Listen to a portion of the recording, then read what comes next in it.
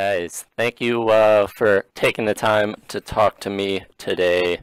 I hope you're enjoying your drinks. Where are you guys calling in from?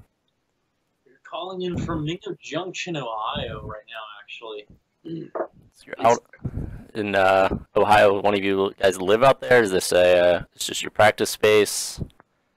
practice space, and yeah, both of those actually. Yeah, we are away from the scene, but here's the thing: like, not like trashing on my hometown, but like, there's not a lot of stuff going on here. So like, we're usually always in Pittsburgh with like when we want things like interesting to happen. So like that's why we're always like in Pittsburgh. It's you the know, creative where hub, though. yeah, this is the Quieter. creative hub of where things happen. Actually, this is the origin of where things happen. We're in the basement right now, so it's like where like everyone was like, yeah, you can play music, but like go downstairs, kind of thing. And this is where a lot of the stuff was created, like super late at night.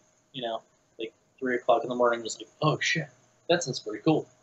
So Well, that's where we're you're in a chill. pretty cool area because you come you're right between like us, Cleveland. I think I don't know how close you are to like Columbus, but there's a lot of musical hubs in that area. You like to explore them all, or you Yeah, just playing here in Pittsburgh? tri-state areas. So like we actually like get to like get a lot of everything. Like we can like immediately go to Pennsylvania, Pittsburgh. Like if we want to, we have to pass through West Virginia to get to you. So that's interesting too because like we have a lot of shows that we do in West Virginia, whether it's up the river or down the river. But also, Ohio-based stuff too is like not too far away. We're pretty much just like making the trip wherever we need to. The tri-state area is one of those things that's like interesting because like uh, we're like, oh yeah, we're here, and then we're there, and then we're here, and then somebody goes, "Are you on tour?" And we're like, "No, we just live in a really interesting area." Well, it's like it always sounds like we're always on tour, but we're not. yeah. But, I mean, I live in Imperial, PA, which is just west of downtown Pittsburgh. And when I leave my house to come to practice, it takes me a half hour to get from my house to practice. But I go from just outside of Pittsburgh to West Virginia to Ohio within 20 minutes. yeah, it's crazy. Yeah, yeah, literally 20 minutes. So we're in an interesting area, and all music scenes are different in every art area. Oh, yeah. Honestly, like they all have their own little. But every We're, different it's pretty- geographical area has this little touch. Yeah. It's pretty cool that we're so close to so many different music scenes, though. It's like we're like in the center of a ton of different, Yeah, I mean, different we're music like in, scenes. we're like in the Pittsburgh scene. We're like in the Ohio Valley scene. Yeah, Columbus. it's pretty sweet. Hey, I mean, you got a good area, great place to almost like a central hub to all of those. But you're talking to me, so obviously you're working somewhat in the Pittsburgh scene. You've been playing shows around here. I saw you guys play with Ron Bumblefoot Thal down at the Hard Rock back in December, I think it was. Good show. I had a lot of fun. I'm glad Justin's here. I know you had some issues came up. I thought you guys sounded great, but what happened there? What was it like playing with him, and what was the show like for you all? Amazing. Like Bubblefoot is like the biggest sweetheart in the world, and he might not be like the Justin Timberlake name or like a Kardashian name, but as far as in the rock world goes, he spent a lot of years with Guns N' Roses. I mean, people in the know who he is. He's a big name, and it was so cool, like to be able to open for him. And he stood right off the side stage from where I was playing, and he stood there and watched our whole set. It was super cool, and he's so down to earth and such a nice guy. It was cool. It's big NeverWake. And when I had the technical difficulties you touched on there, he was right there. He's like, "Hey, dude, you can plug into my Axe Effects unit if you need to." And while I thought that was like the coolest thing ever that he would offer that. I've never messed with Axe Effects or like a Kemper unit myself, and I was just like, "Thank you, no way, I'm terrified of that." It was very cool when we played with, he's a member of Art of Anarchy. We played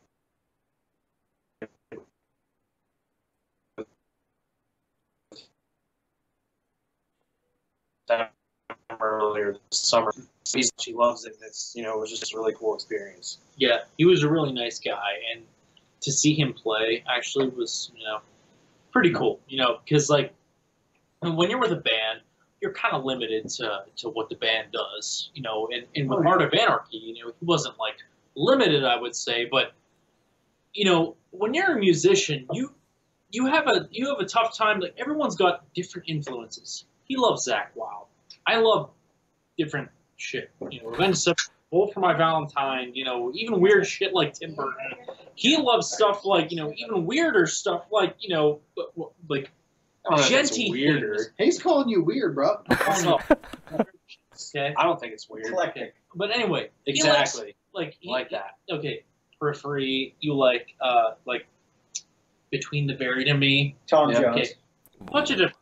Here's the thing, though. The thing is, to see somebody to have all of their influences come out in one session is pretty neat because, we saw, what was the song? Oh, Darling, that he sang? I was floored. I was blown away by the Zeppelin cover that he did.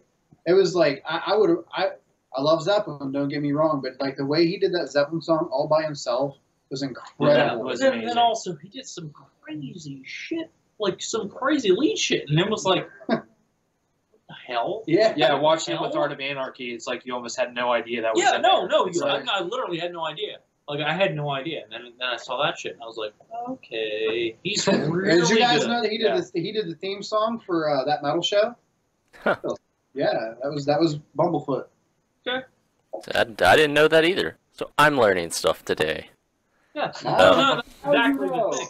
Yeah, I'm not gonna lie, we were all pretty confused of what was happening on that show. We were like, is he alone or is he with a band Yeah, or because whatever? he was touring in Europe and he had a whole band with him. Yeah, and then it comes to the day, and then like we played and Altered Design played, and we were like, okay, like what's going on? And There's then just a Axe Effects on stage and that's it. and then we were like not worried, but we were like, what's going on? And then all of a sudden he comes out and he's like, oh, He has a 5-octave range. he's got a 5-octave range. He's like, He's as good a singer as he is a guitar player. oh my god, It's ridiculous. Yeah, he was awesome. So it was a blessing. It was a confusion turned to blessing playing with him. For you sure. know, to learn from him, I guess. I didn't really learn much other than he's fucking awesome. But And you can more away from his skill than, or more away from him than just his skill. Again, going back to his personality, like some friends of mine were leaving the show before he was done, and he stopped. He's like, "Hey, come here and give me a hug, take a picture." Like he's just the nicest guy, and it was so like refreshing and cool to see somebody who's accomplished that much be such a nice person. Oh, that's cool. I kind of picked up on that just from how he's presenting himself, and I guess it's nice to hear that that's how he was actually talking to him. I didn't get to meet him, but Well, and even like if you're familiar with the Hard Rock in Pittsburgh, like to the right of the bar, there's like an auxiliary little like dining room back there. Not the one that's like kind of outside, but like just past the bar, there's a little extra like room with some booths in it. When they have shows, that's like the green room for bands.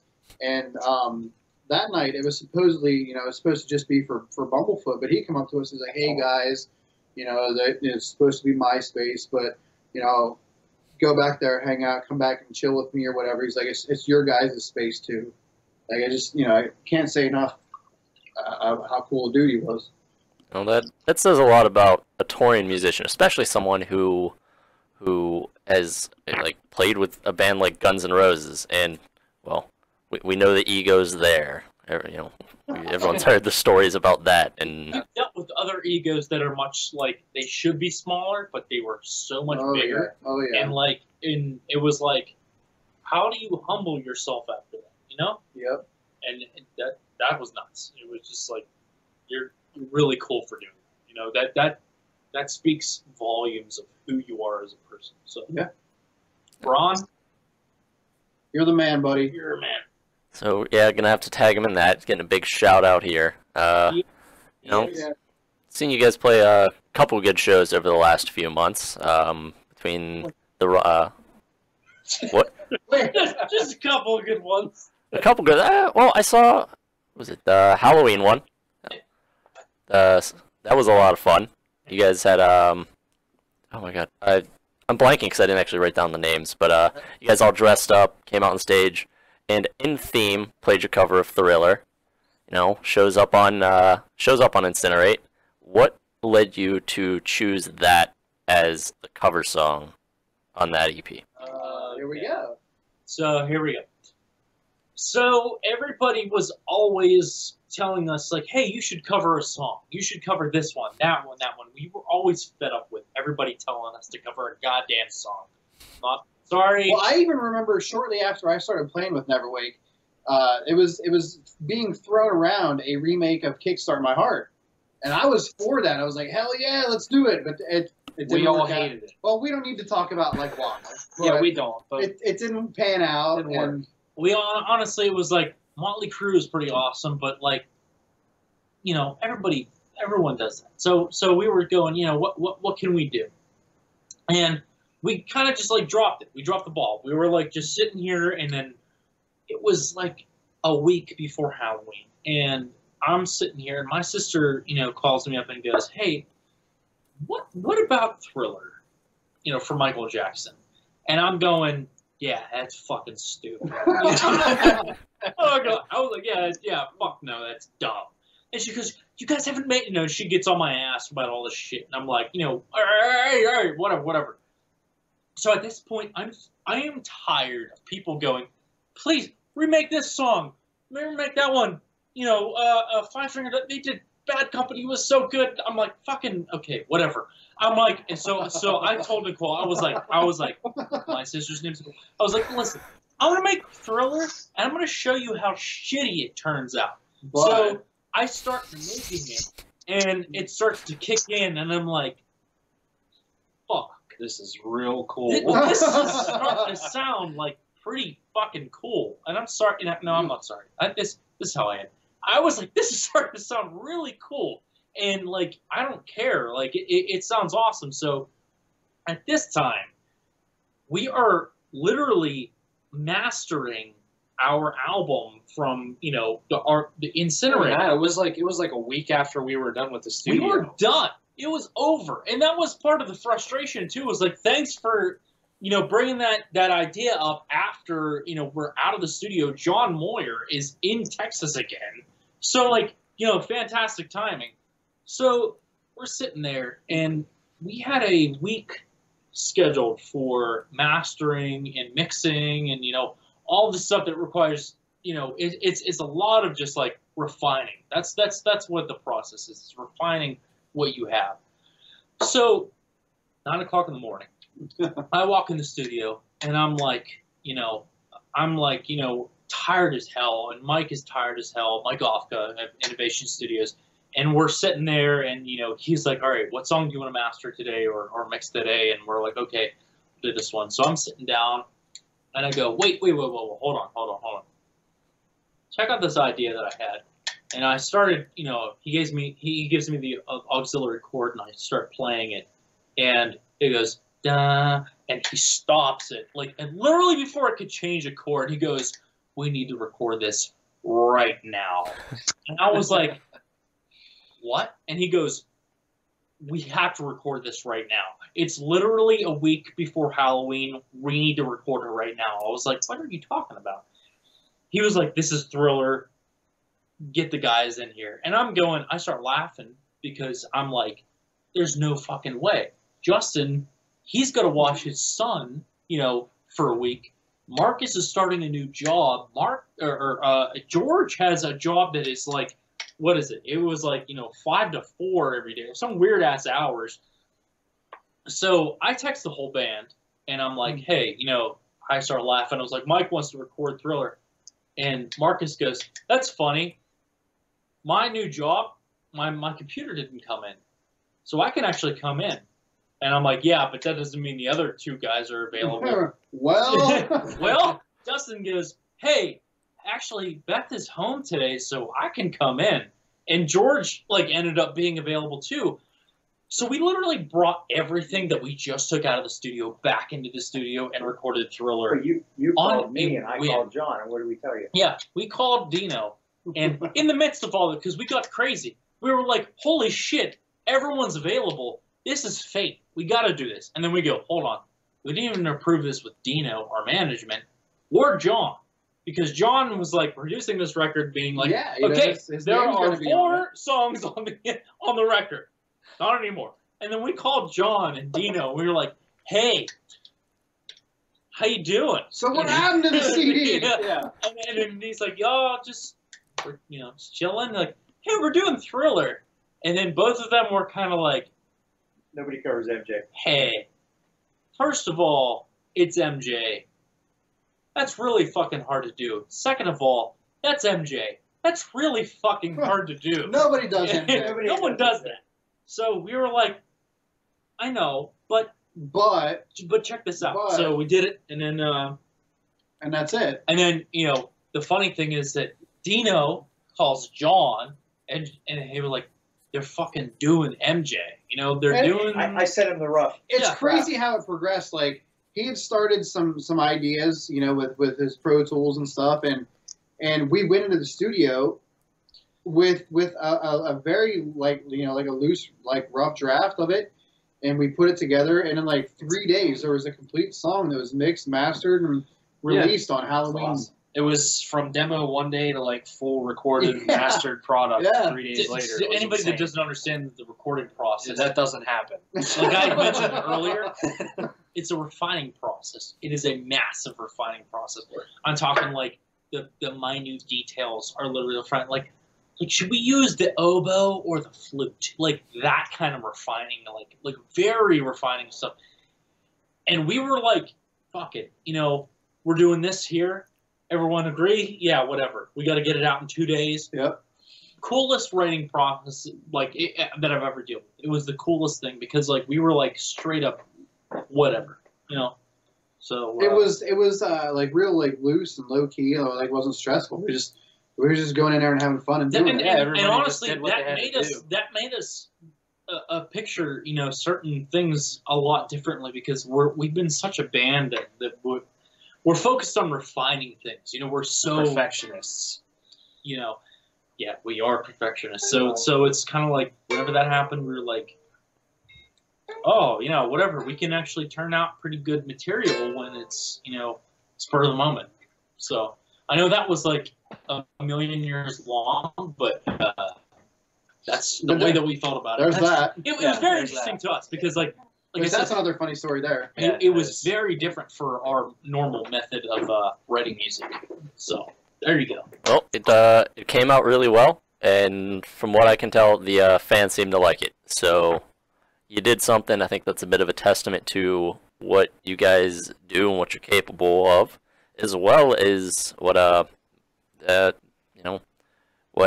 you can expect from Mike and John and them at Innovation Studios. Perfect segue, led into my next question. What's it like actually working with John Moyer? Okay, let me just tell you something really quick. Okay, so literally, so literally, here's my take on things. I don't know if workhorse for sure is in the dictionary. No. But if it is, there's also a picture of John Moyer beside the word workhorse. I will sum it up. John Moyer is a fucking machine. Yeah. Okay, and you can take it from there. Badass. He is a machine, but take it back a couple 10 years. So literally, you're a kid and so you're like 20 years. Disturbed releases like Remember and that shit, and you're a huge Disturbed fan, and you're like sitting here and you're like, for me and my family, you're like. My dad is playing this song. He's like, this new song we're Disturbed, and I'm like, yeah, it's awesome. It's Prayer, or it's Remember, or whatever. And never in a fucking million years would I ever think that I would be. This person would be eating pasta with my family. No, I'm not lying. Literally having my Sunday meal with my family just chilling, and it's just like, hey, guy from Disturbed. Hey, remember when you did all those songs that I Remember listened when to you're for awesome? years? Hell And yeah. That was you know, awesome. I'm doing Well, some it's like shit. one of the most surreal things. On one of the days on my way to the studio when we were doing the Incinerate EP, I picked up John from his hotel that he was staying in. I was like, I'm picking up John from Disturbed at the hotel. Well, tell a story about how we heard you guys live at the conference, and then we started having a conversation. Yeah, I mean, the thing is, like, whenever we had a meeting with him, you know, he saw us live, he saw us do some shit, and we started the conversation then. One of the reasons why we joined Atomic Cowboy Productions. He's a charismatic person. He knows how to deal whiskey well. Okay, so we knew that Hold up the was Jack Daniels bottle. yeah, yes. We'll hold this up here. So he knows how to deal this out pretty well, and he did pretty well that day. John and I had fun. That's all I tell you. John and him they had a fun time. We became buddies. Yeah, we became pretty good buddies after that day. So they met and they talked about several things, but one of the things that hey, if anybody's looking for a manager, just get someone who can talk pretty well and buy a couple of shots.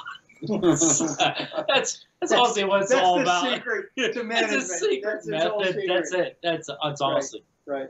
That's it. But John's anyway, a great guy. that's He the way really that it is. worked He's a out. strong, good guy. Good. Well, man. if you follow John Moyer on any of his social media accounts, he almost always uses a hashtag Rock Soldier, and that's no bullshit. Like it couldn't be more true. He's a soldier. It's nonstop, man. He's a workhorse. and when we, healthy lifestyle. He's a good guy. When I mentioned that he was a machine, I mean, we always spend long days in the studio. That's a fact. We're recording an album. 12 hours minimum. 12 hours minimum, but there were days where he would work literally for almost 24 hours. What was that? Sleep 1 hour and then get back up from the couch by the computer in the studio and be like, all right, what's going on today? So There was a night where you and I we left the studio at like 2 a.m. It was went and got John a bottle of wine. Yep. We got back, and then we all went home. He kept working. We all left and went home. We got back to the studio at like 9 a.m, and he had taken a short nap and was already back to work. Yeah, he was up and ready to go. no, you guys were mentioning something about a certain song, and John was sleeping, and he goes, "But what about this?" Like, as he was turning over, That night he slept on the couch in the studio. He didn't go back to the hotel that night. as I was sleeping, I thought about this side. What about that? He's even working and is creative in his own dreams and still functioning. Yeah, pretty much. I mean, the shit is it's unbelievable. I mean, whenever you sign him on board, he is there for you. It's not a cheap commercial. It's literally he's there for you. He knows his shit. So. Well, and I've been with NeverWake for about 3.5 years now, and actually Incinerate was my first real studio experience. I've recorded in a basement with DJ stuff before, and it was an awesome experience to work with John. It was really cool. He's an amazing influence. Honestly, you watch Disturbed. Look for the guy with dreads going nuts. and honestly, you look at him and you see him going nuts, and you get fired up. So we take his word for things. Also, the guy that came out after they played Key Bank. He's a great influence on us. Oh, nice. Well, you got that he works hard, but is there anything that you think he might have brought to the record or the recording process or your writing process that you did not have before? That's the whiskey that's not making me talk there. I knew I was missing part of my point there, the last thing that I said. It was, going along with my first experience of being like in a real studio, we had John. He came in a few days early, like before we started recording, and we did some pre-production here at the NeverWake headquarters. And we went through all the songs on that ended up on the EP. We played the songs for him, and you know he would say, "Okay, well this is a good song, but like, what about if we tried this here, and what about if we tried this there?" And it was kind of at first it was like a tough pill to swallow. It was like, you know, John will appreciate this. At first, it was like, "Fuck you." you know, but you're like, What You can tell that we were all pissed off. Too. Yeah, no, it was All- immediate. No, he knew. The funny thing was that immediately it was like, "Fuck off." I understand where you're coming from. It's exactly what it was. It was exactly. It was just like that initial like, eat shit. You're right. I hate it, but you're Exactly. right. And that's exactly what it's like. like it's tough because like we've spent so much time on these songs, but then this guy comes in, he's like, yeah, this is okay, try this instead.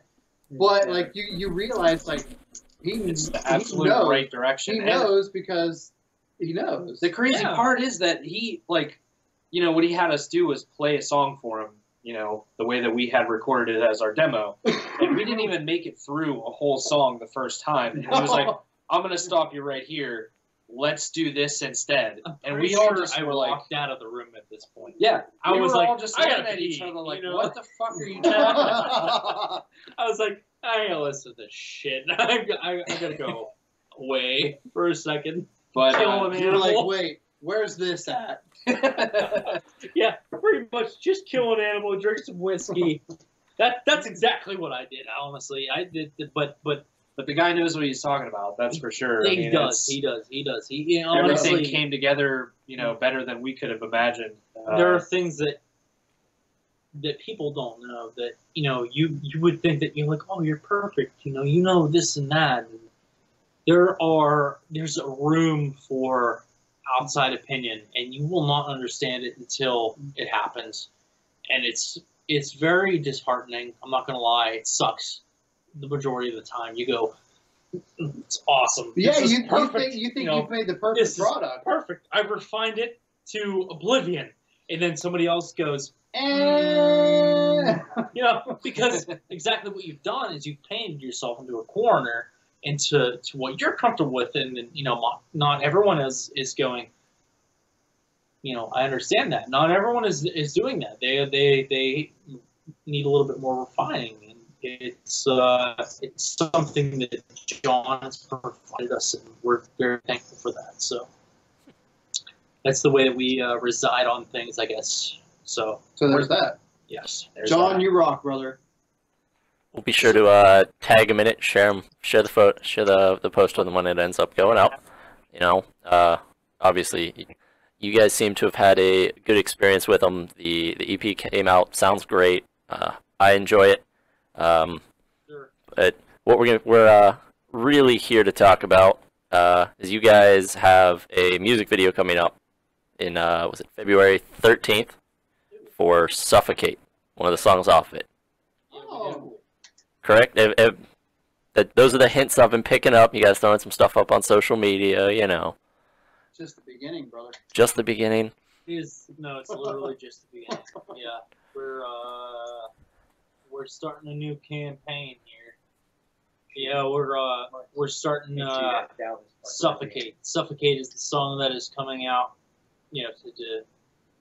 To take away any of the confusion. So Suffocate is the song that we're releasing. We're releasing a music video that we filmed, the whole band, filmed. So we are literally, putting everything out there. It's not just like something that like, oh yeah, we hired somebody to do. It's literally us. So the premise of the, am I okay to talk about the premise? I think you're safe. I think so. Okay, so the premise is literally everyone's vice about this video. The idea of Suffocate is to overcome everything that holds you back, and that is what is about this video. We are overcoming things that are holding us back, and into video, and or you know, recording, or you know, anything that has to relate to the band. It's very meaningful for every person. We've actually like pointed out every single vice. Well, it's Yeah. crazy because, like, I mean, it was Suffocate. It was a song that you know you wrote the lyrics for, and it had some sort of meaning to you. But like once we started playing the video and all these different ideas of vices for each of us, I feel like it really took on a whole new level for each of us with, you know, all these different vices, as you say. Suffocate has a lot of it has a lot to do with me, you know, with my problems. You know, I deal a lot with anxiety, depression, you know, all of that, you know, that stress that I have to deal with a lot. And, you know, a lot of people have to deal with that. But I constantly, that is what my vice is. That's what I deal with constantly. And, you know, that is something that I like to write about constantly because it helps me get over it. It helps me, you know, trudge through that shit. So I talk to the band, you know, and it's not like we're like impersonal with each other, but it's not like we're like, hey, I like red today. You know, red is my favorite color. What's your favorite color? We're not that close. You know, it's not that we're not that close, but We don't share personal details on a daily yeah. basis. So It's just- so it's kind of like what. So what we asked was with Suffocate, we were like, what bothers you the most? What edges you? What gets you going? And, you know, what makes you write? And stuff like that. So we asked that of each other, and people started to write, and it kind of like gave us the idea that, like, you know, this is what this person is, you know, that's their important, you know, their thing is this, or their thing is this. So we really, you know, like kind of gauged off of that, and we wrote about it. That's essentially what we did. We took, you know, depression, personified it. We took time, personified it. You know, hatred, personified it. Jealousy, personified it. And that's what we did. We made it into one thing, one congruent, you know, being that held us back from whatever each and every one of us wanted to do. And that's kind of like what Suffocate is about. And the most important part, of course, is that the video is about us overcoming those things that hold us back. Yeah, we the didn't most. fail. We definitely don't fail. We don't suffocate. We definitely, I mean, that's one thing we always try to do is maintain like a positive message. And, you know, that's something that definitely you can see in the video is that we're overcoming that struggle against this, whatever it is that's holding us back. Yeah, you're never going to see a video about NeverWake where we fail.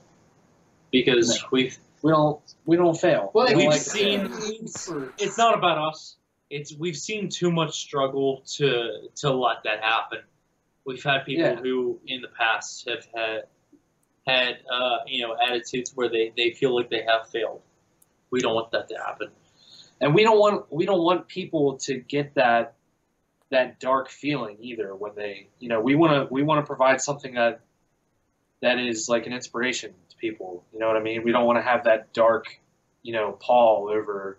They watch our music video and they're like, "Fuck, that sucks." Like they're all, you know, they fell victim to the shit that holds them back. Well, which is kind of funny because it can be easy to pick up like that darkness, or, you know, like a dark message from the sound, or like even some of the lyrics if you don't pay full attention. But, you know, that's not the end result of it. It's overcoming that problem. Right. There's a lot of people that struggle from those problems too. It's not just us. So, you know, we're happy to share those with those people. Hell yeah, absolutely. Well, that's part of the musical process, the catharsis of getting out and articulating in a way what you're feeling inside, what has you, your vices that you're trying to overcome. You know, listening to the album, reading through the lyrics, got a little refresh earlier today, and it seems like there is a lot of that as a theme throughout it. Struggling with pain, whether it be Incinerate feels like it has to do with the pain of a toxic relationship of sorts. Burn, another one, felt painful, also fire themed, but towards the end had that, as you said, that message of hope, where it feels like you are overcoming the things that are, burning you down, the bridges of your life. And Suffocate, I got some of the lyrics up on the screen. Kind of wanted to read them out, see where you were and what you were feeling that motivated some specific things. If you don't mind going there, So with well, let me take it back. Okay. With Incinerate, a lot of people would think that, like, hey, it's about a girl, or it's about a feeling, or it's actually about music. It's literally about the personification. And this is the thing with a lot of our music. A lot of people would go like, oh, it's about a problem with a person, or a problem with whoever I'm with. It's not. It's literally about our deal with music, because it is such a relief, in the way that you can create music, but at the same time, where we've come to be, it's so demanding. And literally, it is so demanding. You got to be this way, you got to be that way, and you got to, be who you are. And it's like, how do you know who I am? Because I want to be this way, and that's the way that we deal with things, and it's such a struggle. So the way that we deal with certain things and like certain songs differently, but it's a process of dealing with them and going through and understanding how we feel when we write those songs. Like Suffocate was about mainly my anxiety and my dealing with those processes, but also relating to everybody else's process with dealing with these certain things. So it's all about everyone, but there's such relatable concepts there. Well, there's so much that we have to overcome as a band, not so much in the creative sense with writing and recording and all that stuff, but it's such a struggle for us to accomplish what we want to accomplish as a band. It's hard, and everybody knows this. I mean, it's not a secret, but it's hard to get out there and reach the goals that we want to reach, because the day and age that we're in just almost makes that impossible. You know what I mean? And it's something that we struggle with day after day, and it's a constant battle with how do we make this happen? How do we overcome the next hurdle that's holding us back? And that's just, that's what it's all about. What's going on here? You can talk about it if you need to. What's happening there is Justin having to pee right now, or else he'll kill someone. So we don't want that, because Sure, there's only elaborate I on don't that. want to die, and I don't think you want to die. No. So No, that's the only options. no, but I'm glad we went to pee. You also probably don't want to be sitting next to someone wetting themselves. No, No. take your break, Justin. You've earned it. You've sat through quite a lot. So obviously, then Incinerate is about a relationship of sorts, at least. So I'm not entirely wrong, not entirely right, but it is I guess a metaphorical relationship. Like you said, the personification of music, and I guess your attachment to it, and the expectations of you, and I don't know, maybe being held to a standard to which yes. The best personification that I can provide, is the first lines of Incinerate. So I've never, it's literally, I feel so alone with you by my side, but I've never felt so alive. And that is, I feel so alone with you by my side, is music in general. You write because of some reason, or I've never felt so alone because I'm creating this by myself. There's no you and me and creating this thing, but I've never felt so alive. you also get that feeling of like, yes, you get that ecstasy that is like, I've created something. That expression, I've created something. Here it is.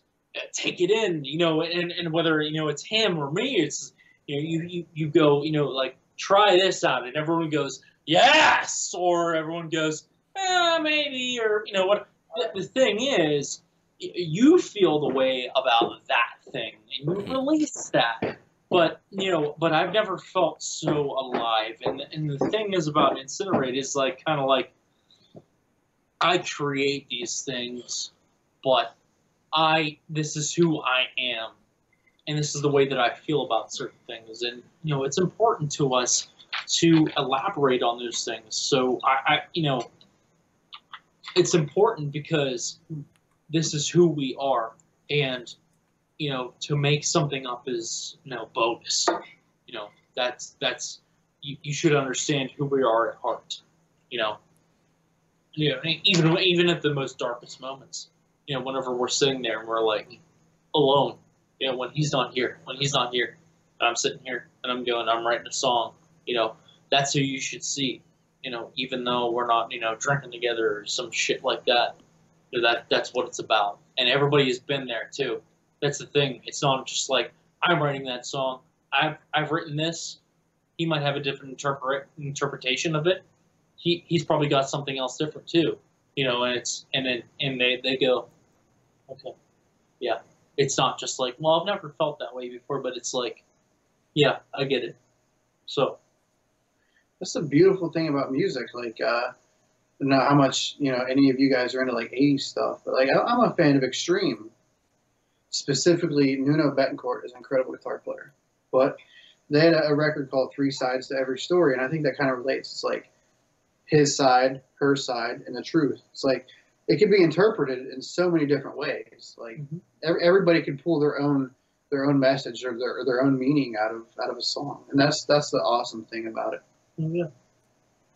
It's got to feel good to connect with your audience on that level as well, And going back, you're all trying to be hopeful and bring the positive message, which, even with this dark, almost like dark, hurtful themes, it is that expression of getting it out and connecting with it that shows that ultimately none of us are alone. This can all be, effective and meaningful in our own individual way.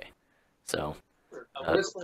It's a dark theme, but it's also like a light in the darkness. Yeah, exactly. Honestly, I mean, like, you're not alone when you do this shit. Honestly, okay, so like the reason why, like, the music video that's coming out, Suffocate, the reason why it's delayed is because I deal with depression and anxiety fucking constantly. We literally made the video, and that is the reason why it's delayed. So it's not like someone's alone with like, oh, I feel this way or that way. Literally the point, like the reason why it's like so late is because I fucking went through that shit. I literally went through like a major episode where I was like, I didn't know what was going on. I had no how to deal with things, and I had to have help. So, if anybody is out there listening to this right now and they need help, don't be afraid to get help. For sure. And he knows exactly too. He's had help too. Like it's not. We're not shy about letting you know. And that's the thing that's special about us is because like we don't know. Like it's not like we're like, oh, like it makes us weak. It doesn't make us weak. It makes you stronger. It's honestly, get the help. Find out who you are. Find out what makes you better. It does help you. Well, it makes you human, which we all are in the struggle to overcome the darkness inside. The darkness of the world is something that I think everyone can understand and appreciate, and your authenticity about it. I think it just brings that much more power to the message that you're trying to get out, and super admirable. I like what you guys are doing. Lost track of what I was going on with that, but yeah, I was gonna break down the lyrics, but it seems like we've got the insight on that, and we did it for you.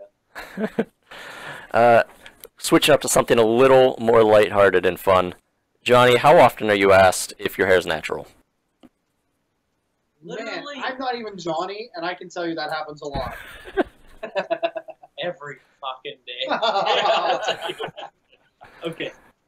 All right. Hey guys, I am Johnny, and I have vitiligo. So if you don't know what vitiligo is, okay, let me tell you. It's whenever your genes, like your natural body You makeup, do have some nice genes, though. I have some awesome genes, but not these genes. I mean, like, your actual genes are like, hey, man, what's this shit? And you're like, bro, it's all right. And then your genes are like, no, man, fuck that.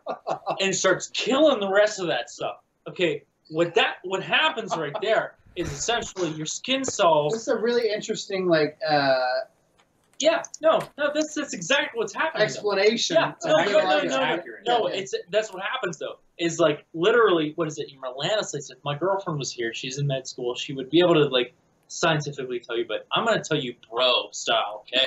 So I'm letting you know. So here's what happens. Everything goes like, man, that ain't supposed to be here. Fuck that shit. So everything starts killing that shit. It starts killing everything, like skin cells and Well, yeah, stuff like that. You're touching it. You might as well show So it. it's What? so eventually it starts to kill stuff like hair, and everyone goes, "Hey man, did you dye that shit? You're gay." And I'm like, "No, thanks for thanks for categorizing me." I am happy. But I am happy. But that's actually real. I have vitiligo, so I have a patch right here that actually, like I don't have pigment Like, in. could that whole thing have been summed up as like a pigment thing? Technically, You could have just said it's a pigment. It's natural, yes. yes. They ask you that a lot. The pigment thing, yeah. Everyone goes, "Hey man, you dye your hair?" I'm like, "No, I don't." And they're like, "Oh, really?" And I'm like, "Yeah, like they really do that. They do that all the time." So no, I don't dye my hair. I have vitiligo. It's a problem with my body. My body's like, But let me Fuck tell you off. what, that's the only body. shut up. Oh, it's an adorable bro moment. It's a problem. But anyway, Well, we have shared some beds on road trips. yes, we have. Well, I saw, this is actually one for you, Marcus. I saw you put out a rig rundown of your kit on Facebook a little earlier. I don't want to, go over that entirely because, we got the video. We'll just show it to that. We'll just show people to that. But, mentioning, I think you mentioned in there that you were using some Matt Halpern stuff. They had talked trash on your influence drumming wise.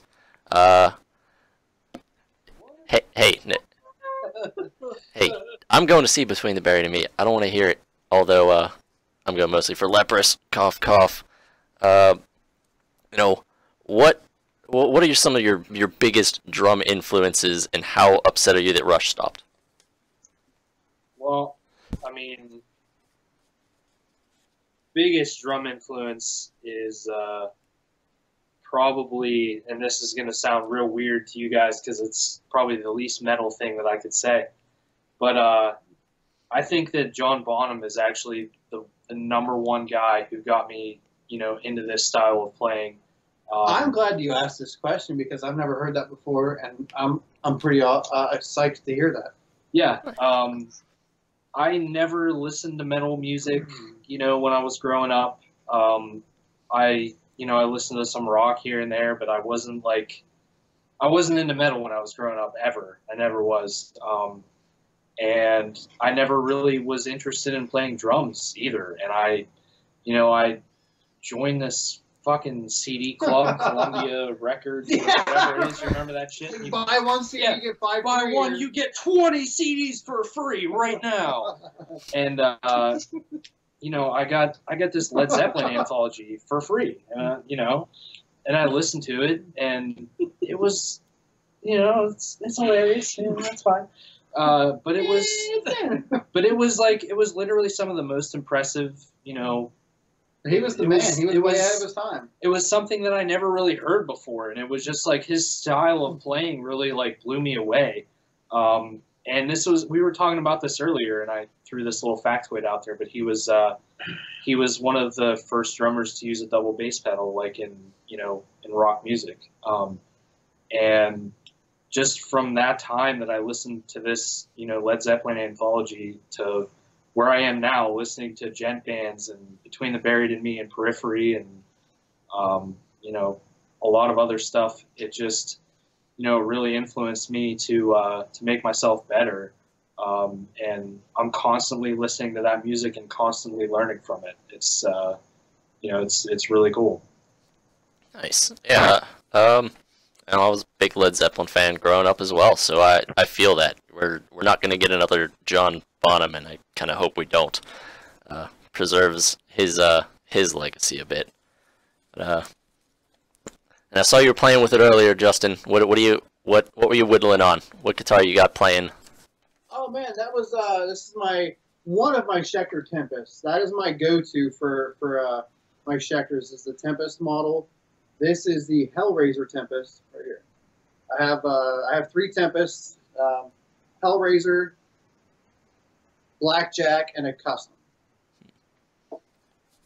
They what you use on the album as well, or just what you play live? Does that vary at all? Not really. I used for tracking Incinerate. I used my. Fuck you. I know where this is going. Okay, what it ended up being. All right, so for all the 6-string, I don't know what to say, but like that shit is. It's funny. It's funny. Flat, it's funny. Man. No, come on.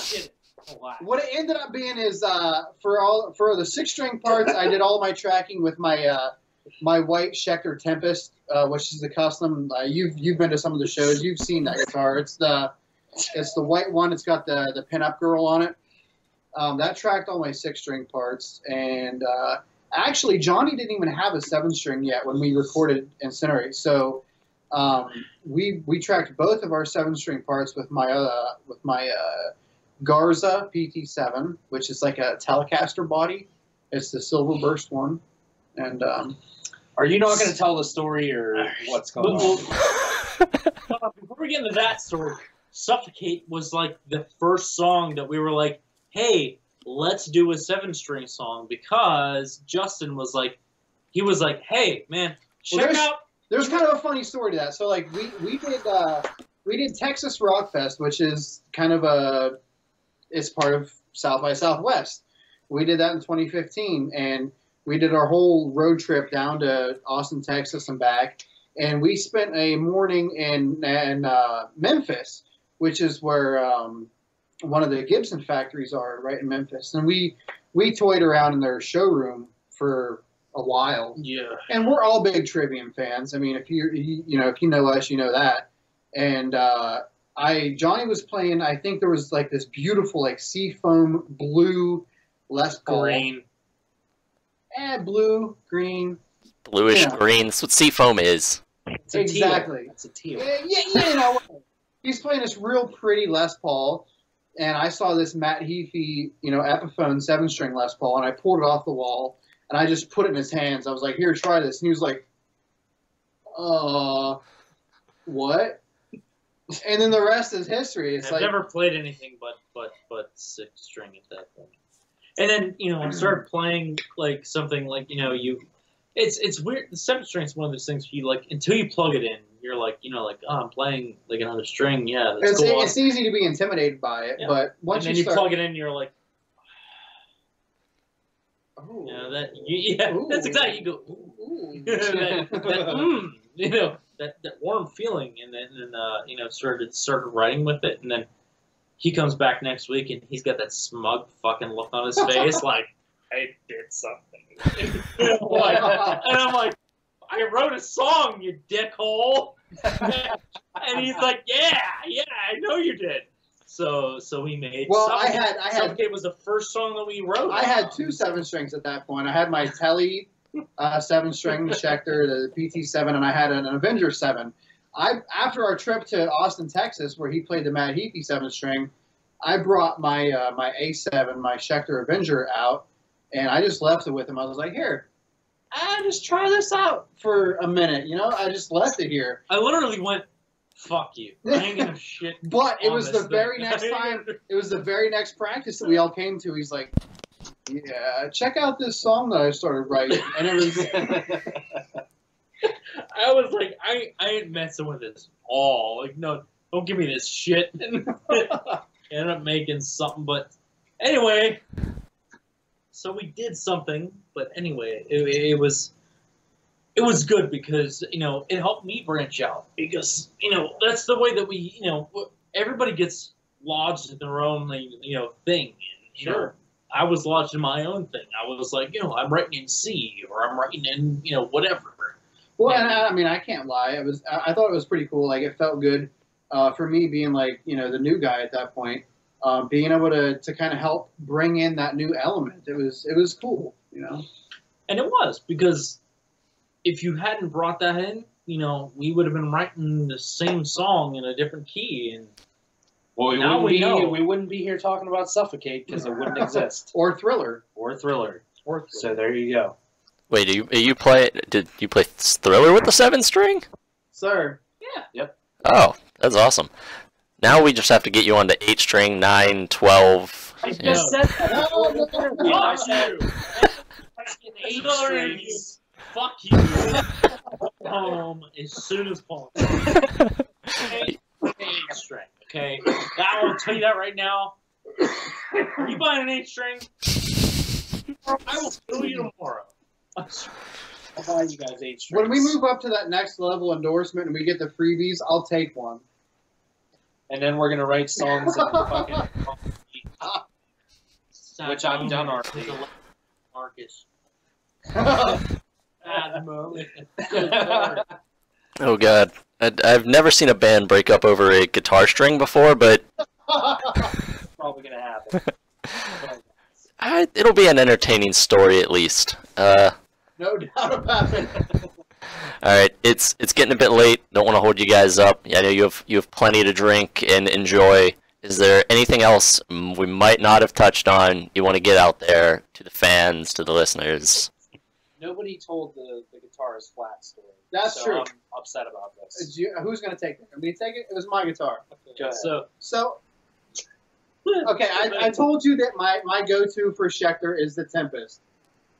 Originally, like, I switched from Gibson Les Pauls, again, because I'm a big Zach Wild guy, to the Schecter Tempest, because I felt like it was the most natural switch. It's close to a Les Paul, like the way it feels, and that's what I just naturally gravitate towards with Schecter. But that's not the only thing that I have. I had a C1 Classic, which is like a kind of a Strat body, like the classic double cut style, like a Strat. And that was one of my 6 strings that I took to the studio for the recording of Incinerate. Fuck you. So, there was the day that we tracked guitars. I think Johnny did like all of his rhythm parts in the morning, and I actually worked. And then I came to the studio as soon as I got off work, and I did my parts. So he was all done, and I brought my White Tempest Custom, and I brought my C1 Classic for the 6-string stuff. And you know, we're doing like some, you know, recording tests, like checking, you know, how does this sound, how does that sound. Well, the first thing I went to was the C1 Classic, and we did a little recording test with that. And God love John Moyer. We've already touched on how badass he is, right? But we did a little recording test with my C1 Classic, and like I'm feeling pretty cool. Like, this is the first time I've been in a studio. I'm real excited. I'm working with John Moyer, and he's like, I don't know. This guitar sounds flat. I don't like it. Let's try a different guitar. And I was like, You just shit on my heart. You shit on my heart, bro. Over everything This guitar is flat. Let's try a different one. And, like, no joke. as soon as we were done recording Incinerate, because like that was, you know, that consumed everything in that time period. As soon as we were done recording Incinerate, I sold that guitar. Gone. It was like, that guitar is flat. I can't have it. It's gone. So the guitar itself was flat. Just It was not at all. Just the whole guitar was flat. It's gone. the body, strings, pickup, neck, the playing it, just all flat. Sorry. The guitar's flat, bro. We didn't try another. You fucked that shit up. We literally, okay, so Justin is literally such a fan of Zakk Wylde that we were like, if we ever play with Zakk Wylde, like, let's go up to him and, but, bro, you have to tell Justin that his guitar is flat, or else it will ruin him forever. and it would have killed him. Justin would have been like, Well, I'm done playing guitar now. I'm done. Bye. Bye. That's funny. All right, I think that is a good topic to end on, unless you got more for me. Everybody on Facebook owns it, and hopefully he sees this video and gets a good laugh out of it. Oh. Tag him, let him know his guitar's flat. Oh. It's flat as shit, man. It's so flat. I can't even look at it anymore. All right, guys. It was. I'm really happy you guys took time to talk to me. Thank you very much. I had a fun conversation. I learned a little bit more about the band, about what you guys are about. I hope everyone watching, or who will end up watching, learns some more too. Check out Incinerate, the album. Keep an eye out for the music video for Suffocate coming out on February 13th. It's gonna be great. It's on a 7-string, and the guitar that recorded it has some curves. It isn't flat. I don't have anything. Oh. And what you recorded with, you have you know, the Womp in the background and Catbug. So. Oh. You know. Yes. I'll keep them as props. I love them. And also Male anatomy there. female anatomy. Oh, I heard you cut out. I thought it sounded like male on my end. Yeah, and the boobs.